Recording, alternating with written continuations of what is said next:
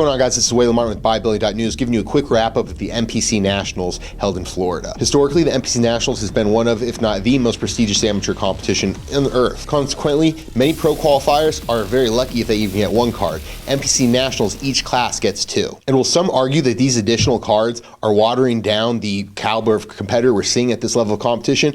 I wouldn't say that's true, because if you look at the resumes of these guys, there's a lot of top tier guys here. Top 5 national type guys, junior national champions, as well as multiple collegiate and teen national champions. Were the physiques a little less impressive than what we've seen at various points throughout the year? Yes, obviously. But you also have to consider a lot of these guys were competing multiple times throughout the year. They were losing a little bit of that mass and a little bit of the pop to the muscle. This was the case, for example, Dorian Haywood, the super heavyweight winner. Looked great. Definitely deserved the win in this class. Definitely deserved to go pro. He's been at it a long time.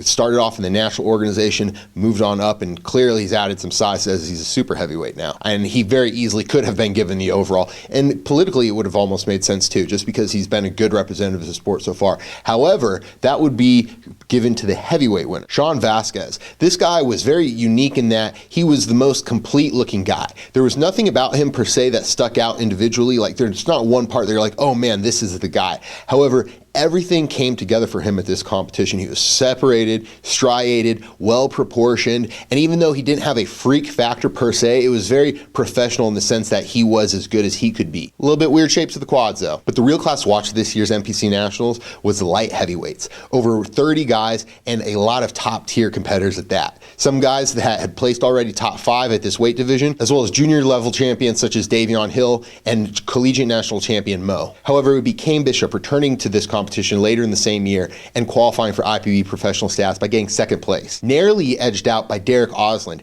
Derek, a guy who has a lot of potential, I believe, in the 212 eventually, if he's able to continue this rate of progress which he's seen so far. Interesting side note about Eric is that yes, he did win the Easterns, which gives you a lot of momentum going into the Nationals, such as Dominic Cardone, for example. But just a few weeks prior to that, at a regional competition, Derek would lose the overall to a junior level champion, Nate Spear. And Nate would come into this competition and get 16th. A great bodybuilder nonetheless, awesome conditioning, and that goes to show you how close some of these guys are. The difference between first and last at Nationals isn't huge. And the middleweight winner was Julius Romangan. This guy wasn't really on my radar too much, however, he presented himself really well here. Another guy similar to the heavyweight winner that would come in really complete. However, he was a middleweight, the heavyweight was a heavyweight, and so when you have two complete guys and they're basically apples and apples, but one's a smaller version, they're gonna give it to the bigger guy. If you enjoyed this video, be sure to like and subscribe on YouTube, or maybe even if you didn't. This is LiveWell with Bodybuilding.News.